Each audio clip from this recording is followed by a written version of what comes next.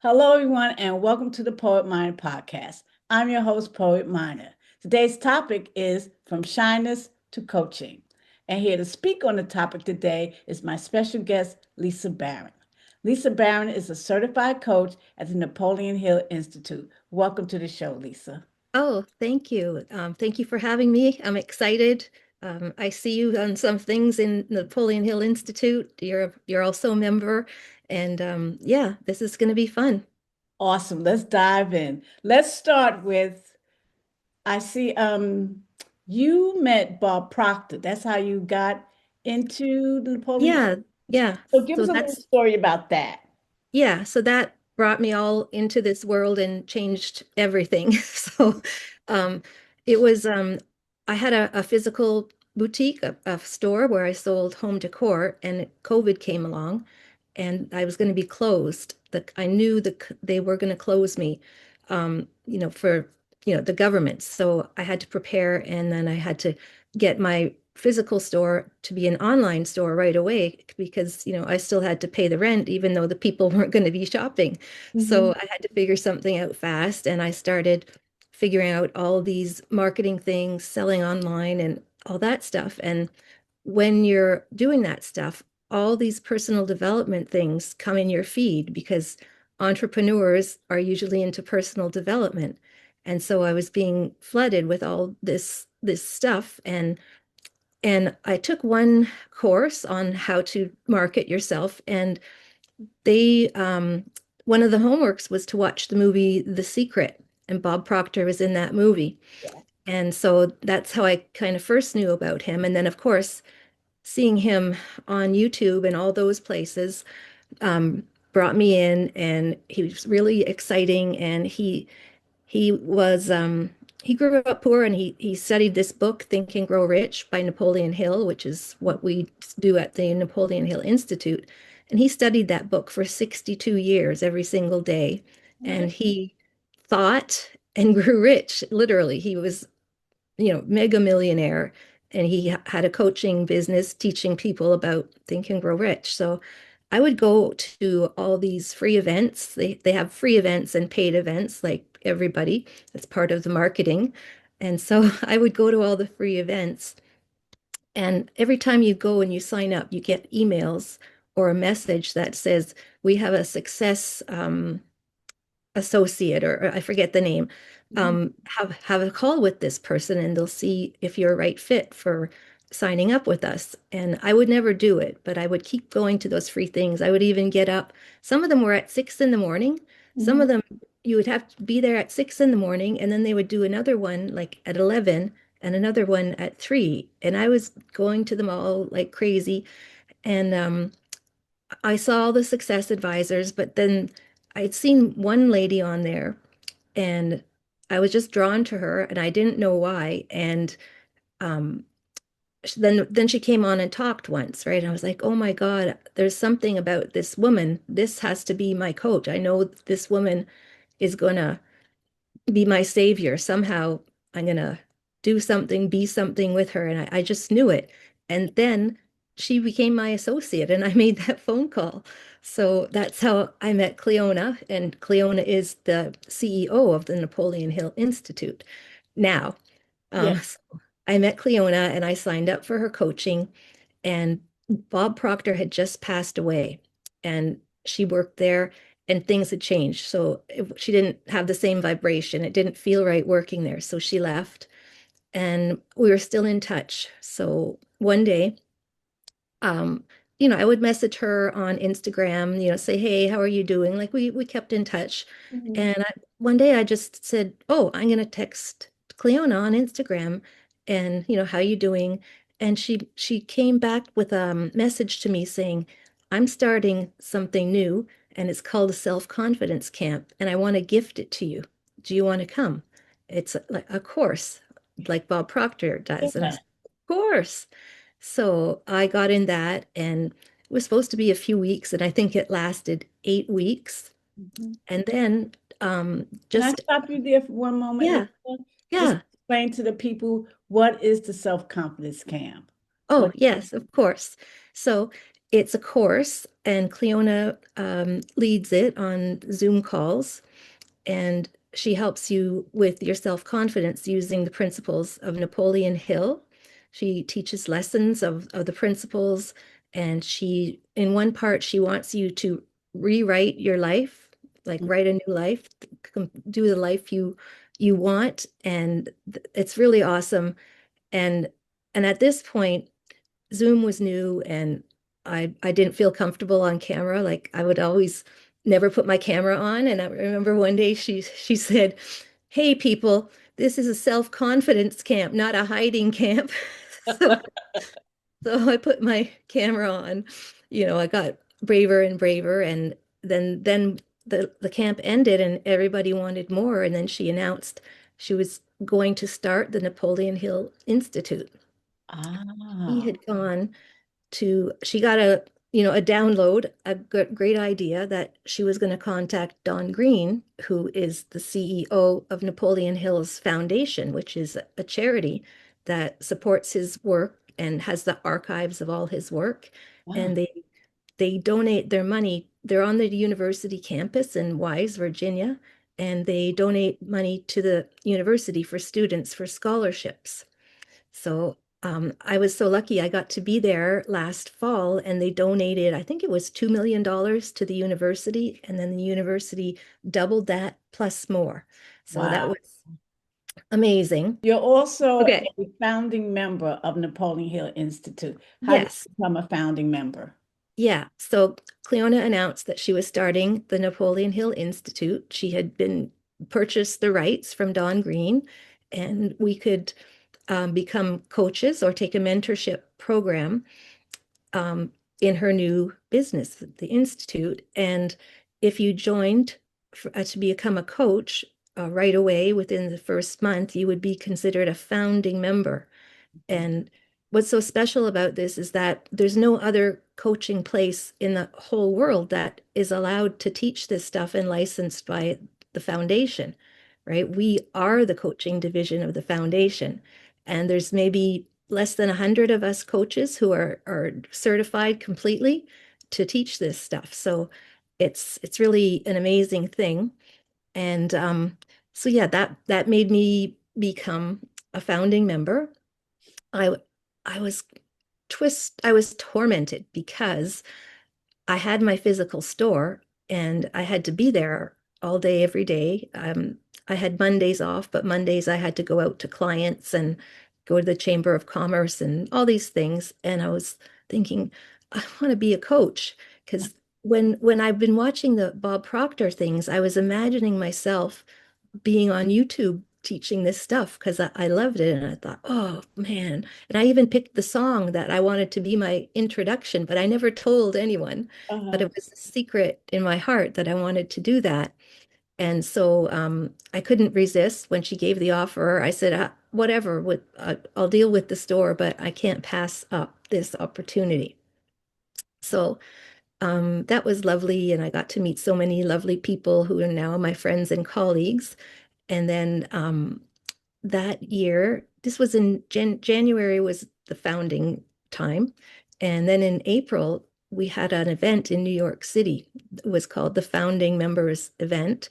And all of us founding members went there. And Cleona arranged this. And this is such a funny story, too. I know that she was trying to arrange a venue and phoning all these places and hotels, and none of them could give her a space. And like just literally less than a week before it was scheduled, she had an idea. Why don't I go to Andrew Carnegie's mansion? And she went there and asked if she could do her event there. And so the thing is that Napoleon Hill, who wrote Think and Grow Rich, the reason he wrote it was he met Andrew Carnegie. He was a reporter for a magazine, and it was his uh, mission, I guess, that Yeah. he was sent out to interview Andrew Carnegie. And it turned out that the interview lasted 3 days. He stayed at Carnegie's house, and he didn't have money to stay at a hotel. All the money he had was enough money to get back home. And so he stayed there and they talked and talked. And Mr. Carnegie asked him if, and he had a timer when you asked him the question. Um, I, well, he said it this way. So all the wealthy men who knew how to become wealthy and do good things with finances, all these men, they're dying and their knowledge is being buried with their bones. So he said, I would like someone to find out the success principles from these wealthy millionaires. And at the time, Mr. Carnegie was the richest man in the world. And he had come from Scotland when he was 7 years old, very poor, and went working, um, putting spools on machines. That's how he started. But that's another story. Yeah. um, so yeah, so Carnegie asked Napoleon Hill, would he put together these principles? It would take him 20 years and he wasn't going to be compensated for it. And Napoleon was thinking, well, first, I don't have any money. How am I going to support myself? And I didn't even know the word, he didn't even know the word philosophy, really, what it meant. Mhm. And a philosophy of success. But he said yes. And so Mr. Carnegie said, I will introduce you to 500 of the richest people in the world, and you can go interview them. So he did that over 20 years. And when he was finished, he had the principles of success, but it was um, 16 volumes. And not many people want to read 16 volumes. So, and this was in the Depression, and people were suffering. And um, actually, this is funny. On the book, I don't know, this is the original edition. It Yes. says, "For men and women who resent poverty," Excellent. 1947.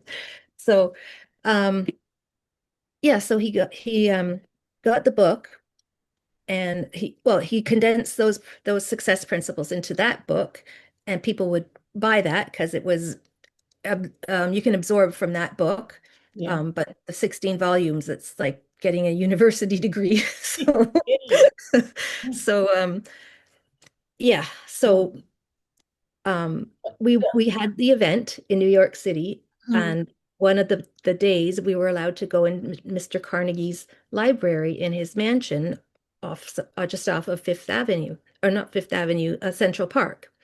And so we got to go into the library, and this is the room where Napoleon and Carnegie had this conversation.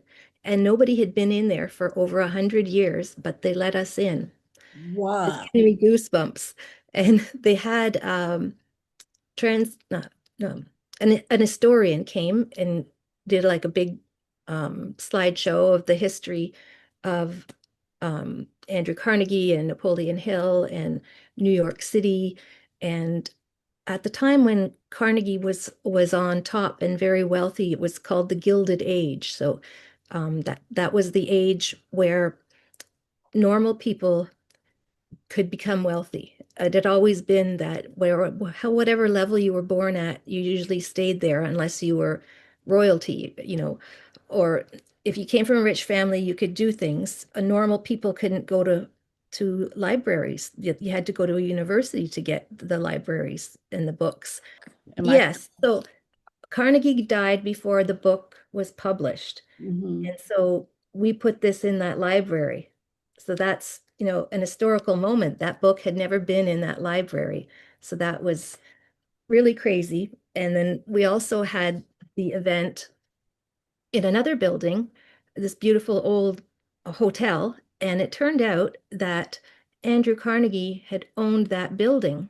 We had no idea. And again, Cleona had been looking for places, and this was the only place she could find. So we had this event in this beautiful room, and it turns out that Andrew Carnegie had a daughter, and she was for women's rights, the right to vote, and all those things. She was a suffragette, and she started a women's club.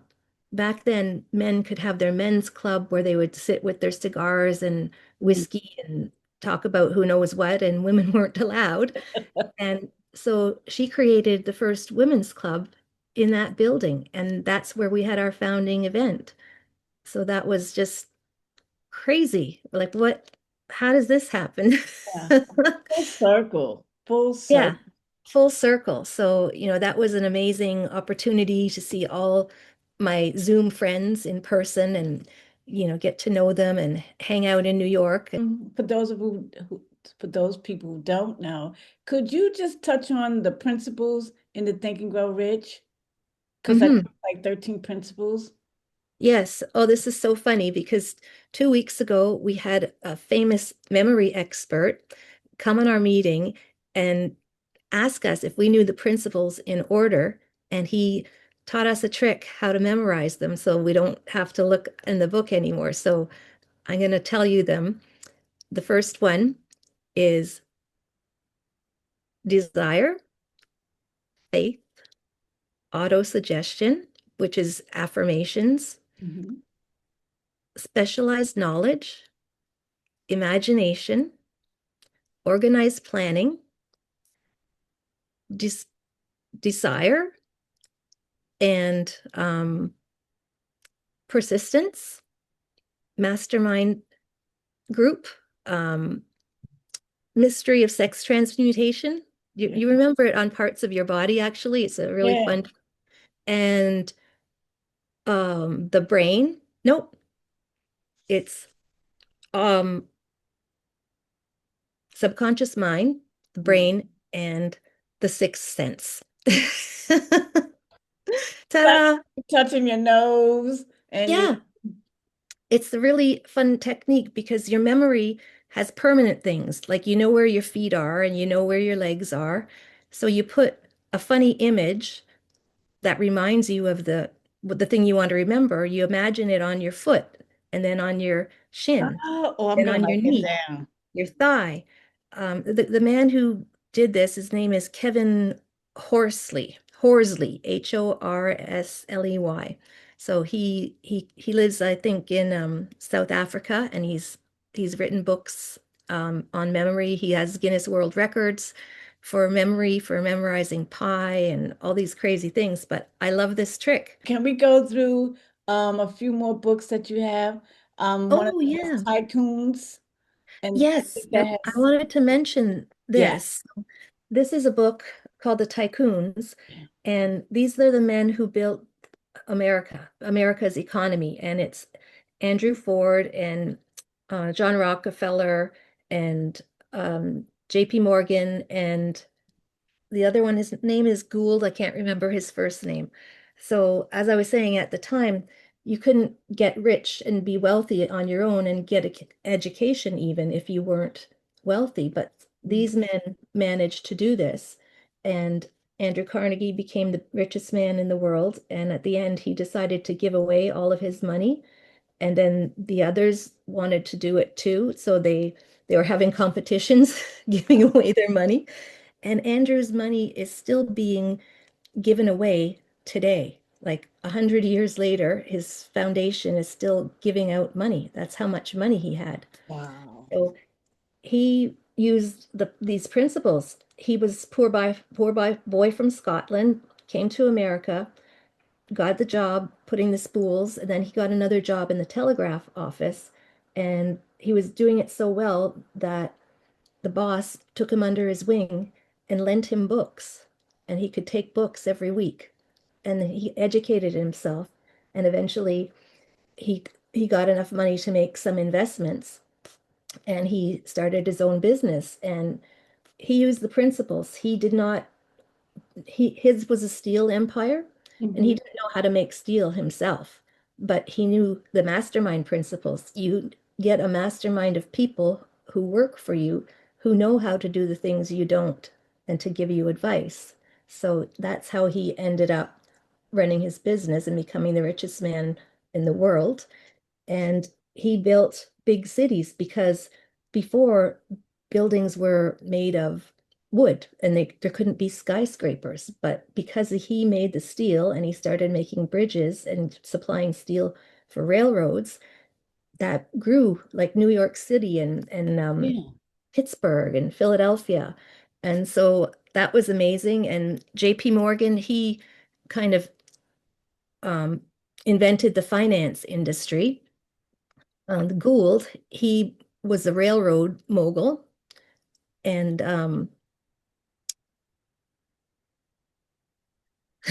Carnegie, Rockefeller, Gould. Rockefeller, yeah.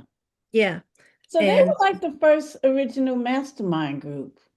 yeah, they had the mastermind group and they knew how to use it and they built the economy in the USA because before them it was local small businesses and they managed to make industry, big industry and corporations and um, big banks that could lend and help.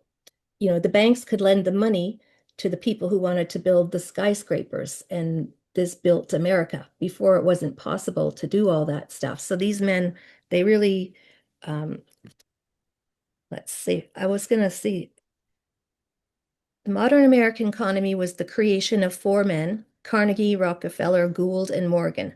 They were the giants of the Gilded Age, a moment of riotous growth that established America as the richest, most inventive, and most productive country on the planet. Wow. And this is so funny. This morning, I was in um, looking at this, thinking about this, and I decided to make a course using Napoleon Hill's principles combined with all of what these guys did. So I'm going to make a little course on that because I love making courses. So maybe you'll want to join my course. Oh yeah, absolutely. You're a Napoleon Hill Institute coach. It, Yeah, yeah.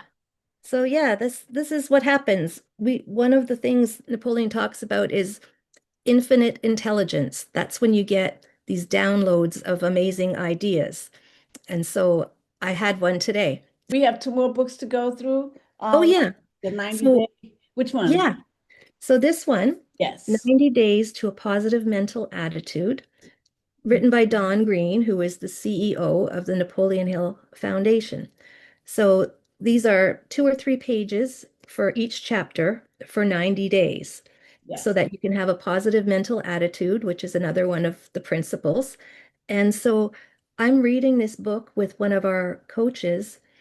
Every morning we read one chapter. We're on day 48 and we're going to go 90 days reading this and we're putting it on social media, Facebook and LinkedIn and YouTube and all those.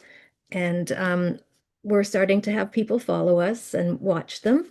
And at the end of this, we want to invite them to do a challenge with us so we can introduce them to Napoleon Hill and his principles, because not everybody knows about that. And then we're going to invite them to join a book club where we'll read his books and we'll teach about it. So Excellent. that's one of my plans. And I want to build a community on Facebook of people who love this stuff and, want to get more into it.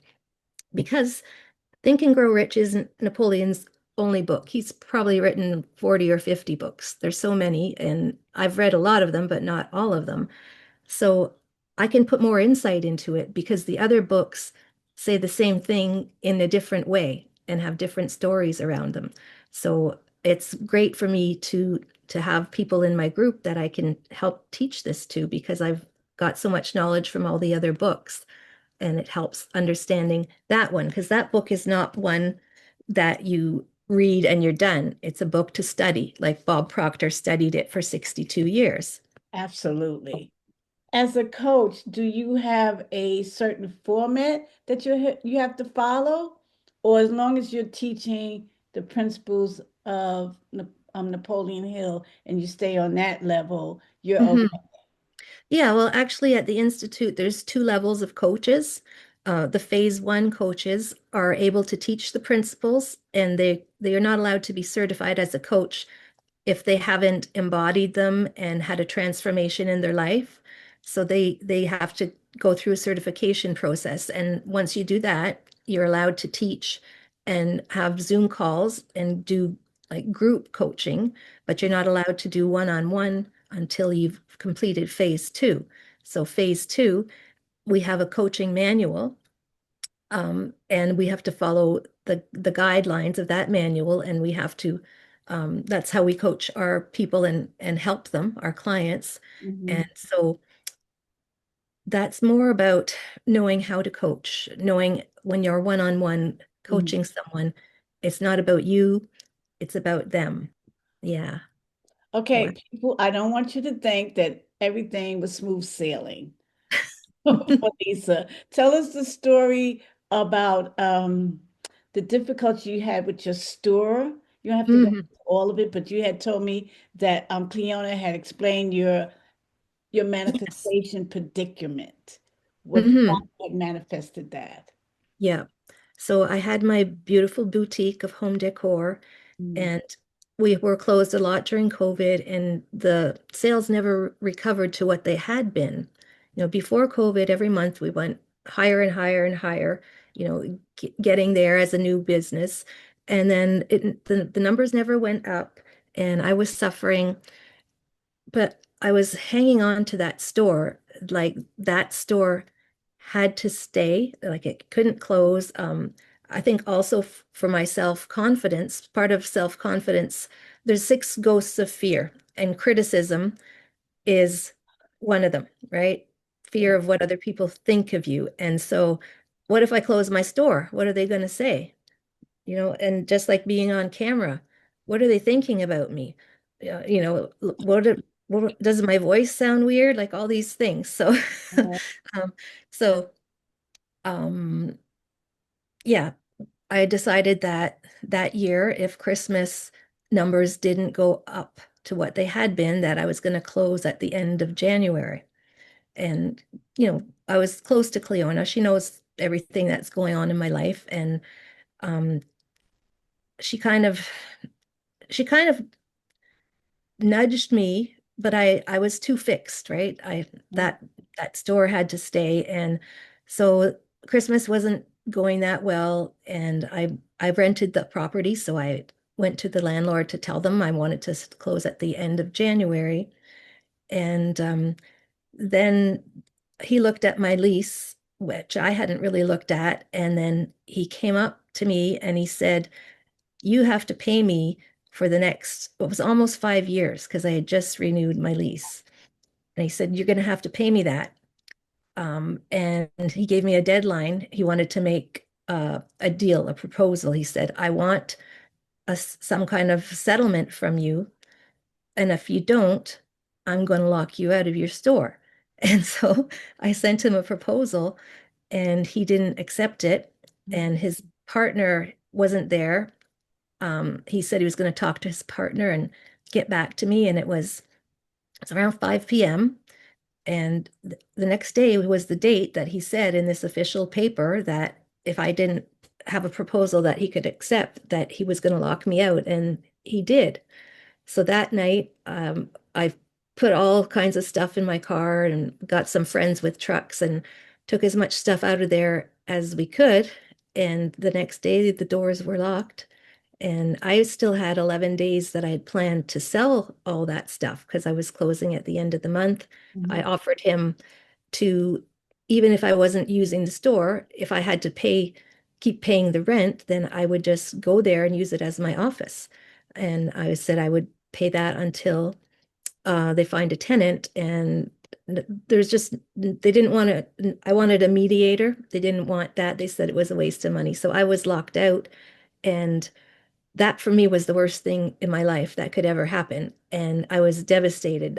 The store was my identity. I was so connected to that. And then I told Cleona what happened, and she said, you had a violent manifestation. She said you were holding on too hard, and what it didn't go the way you wanted. It goes the opposite. And I was like, wow, I couldn't believe that. And so, anyways, to make the story shorter, um, now those people, the landlords are suing me. And I also had, because once I couldn't have my store, I didn't have an income anymore because I couldn't sell my things. That's my income. And um, so I couldn't. pay them because I couldn't sell anything. And they cut off my source of income basically. And also during COVID, I had taken a government loan to get through COVID, Hmm. and they called it in. Normally, I was paying every month, and they called the loan in all of a sudden, and now they're suing me too. Wow. But it's okay because Yeah. That's what I was getting ready to ask you. yeah, With all of that, are you still doing your positive order suggestions? yes. You know, I realize now for about 6 months after closing the store, I was focusing so much on what am I going to do? What's going to happen? They're going to sue me, you know, all these things. And I was thinking about it all the time for about 6 months. And then finally, I changed my thoughts and I was doing positive affirmations. I was recording affirmations and listening to them. I was listening to them while I was sleeping. I was writing out a new goal and all these things. And miraculously, what happened was that the store closing, which was the worst thing in my life, became the best thing that ever happened. And that's one of Napoleon's principles as well. Like for every adversity plants the seed of an equal or greater benefit. So my store closed. I was really active in NHI, and someone who was on Cleona's team left suddenly. And within 10 minutes, I said, I know all the things to do. Like I'm a techie person. I can do that job. And I sent a message, and then I'm part of Napoleon Hill Institute's team. I work for Cleona doing the thing I love most. And Yeah. I'm a coach, right? It's the best of everything.